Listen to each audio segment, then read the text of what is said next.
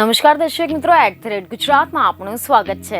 અયોધ્યામાં પ્રાણ પ્રતિષ્ઠાની ખુશખબરી। કદાચ ભાજપ માટે લોકસભામાં ફાયદાકારક રહેશે તેવી વાતો હાલ રાજકીય ગલિયારાઓમાં થઈ રહી છે, કારણ કે લાખો કરોડો રામ ભક્તો માટે અયોધ્યામાં નવું રામ મંદિર બનાવીને ભાજપે તો લોકોને ખુશ કરી નાખ્યા છે। પરંતુ હવે આ બધાની વચ્ચે એવી પણ વાતો વહેતી થઈ છે કે રામાયણ સિરિયલના સીતાજી ગુજરાતમાંથી લોકસભાની ચૂંટણી લડી શકે છે। જી હા, એવી ખબરો મળી રહી છે કે ભાજપ એ દીપિકા ચીખલિયાને ચૂંટણી લડાવવાની તૈયારી કરી રહ્યું છે। એટલે કે આ વખતે ભાજપે ગમે તે કરીને લોકોના દિલમાં ઉતરવાનું નક્કી જ કરી લીધું છે।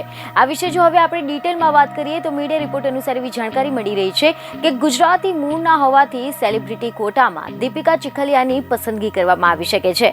જો કે દેશભરમાં હાલ રામ મંદિર બનવા બદલ આનંદનો માહોલ છવાયેલો છે અને માહોલનો વધુ લાભ મેળવવા માટે દીપિકા ચીખલિયાને ભાજપ ચૂંટણી જંગમાં ઉતારવા માંગે છે। શિક્ષિત યુવા તરીકે ભાજપ દીપિકા ચીખલિયાની પસંદગી કરી શકે છે।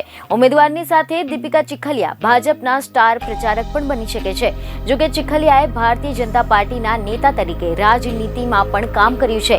રામાયણ સિરિયલ બાદ તરત તેઓ ભાજપમાં જોડાયા હતા અને 1991માં વડોદરાની સાંસદ તરીકે પણ ચૂંટાઈ આવ્યા હતા। જો કે તે સમયે પરિવાર પર ધ્યાન કેન્દ્રિત કરવા માટે તેમને રાજકીય કરિયર આગળ વધારી શક્યું ન હતું। તમને જણાવી દઈએ કે પ્રખ્યાત ટેલિવિઝન શો રામાયણમાં માતા સીતાના રોલથી ફેમસ થયેલી દીપિકા ચીખલિયાને આજે પણ લોકો ખૂબ જ પસંદ કરી રહ્યા છે। એક સમય હતો જ્યારે લોકો તેમને માતા સીતા માનતા હતા અને તેમની પૂજા કરતા હતા। દીપિકા ચીખલિયાને આ શોથી ઘણી બધી લોકપ્રિયતા મળી છે અને આ જ કારણ છે કે સોશિયલ મીડિયા પર પણ અભિનેત્રીની મજબૂત ફેન ફોલોવિંગ છે। બીજી એક ખબર સાથે ફરી મળીશું। ધન્યવાદ।